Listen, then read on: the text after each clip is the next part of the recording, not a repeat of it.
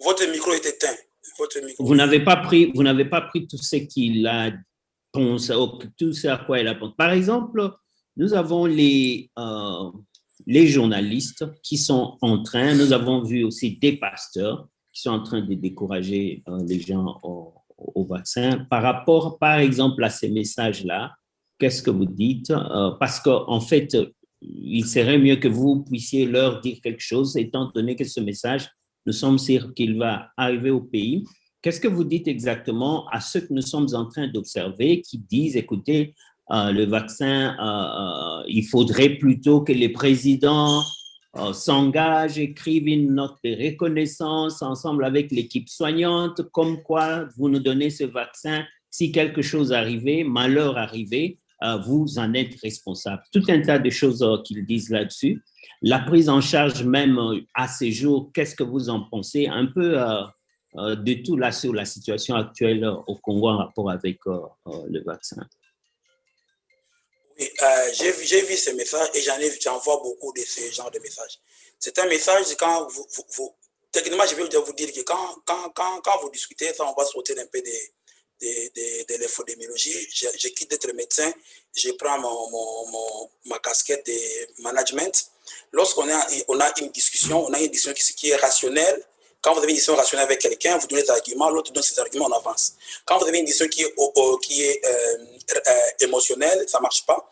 Mais la plupart de ces personnes, si vous suivez les messages, c'est un problème de manque d'information. C'est-à-dire qu'il manque d'information. Il faudrait que quand ces informations commencent, qu'ils soient rapidement contrebalancées par les choses. Ça veut dire qu'on a eu à faire comment j'appelle, on a eu à faire des tests.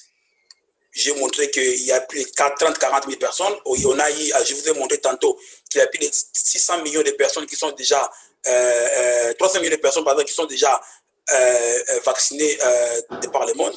On va donner des informations. On doit prendre. Le problème est que c'est un principe check, fallacy check. C'est-à-dire que quelqu'un dit un mensonge, vous démontrez que c'est un mensonge, vous donnez la bonne information et après vous contredisez, vous contrebalancez le mensonge et vous donnez l'information qui est vraie. Oui, ça demande, je trouve, à titre personnel, je trouve que on ne réagit pas assez rapidement. On ne réagit pas assez rapidement. Pour revenir à l'exemple de Danemark, on a eu un effet secondaire. Le ministre a rapidement arrêté la vaccination pour pouvoir faire face. On a discuté avec vous à l'époque, quand on était en Afrique du Sud, quand il y a eu affaire des variants, le ministre a rapidement réagi. On doit avoir une structure qui doit être mise en place au Congo, qui comme j'ai montré dans cette image-là, qui écoute toutes ces affaires-là, qui réagit de manière appropriée, avec une communication appropriée, soit faire des débats contre avec ces personnes-là, leur apporter la vraie information. Parce que dans la majorité des cas, ce sont des amalgames, c'est des informations, et souvent, parce qu'on n'en parle pas, c'est un chapitre de la psychologie de l'information, ça va comme ça. Deuxième chose, il y a ce qu'on appelle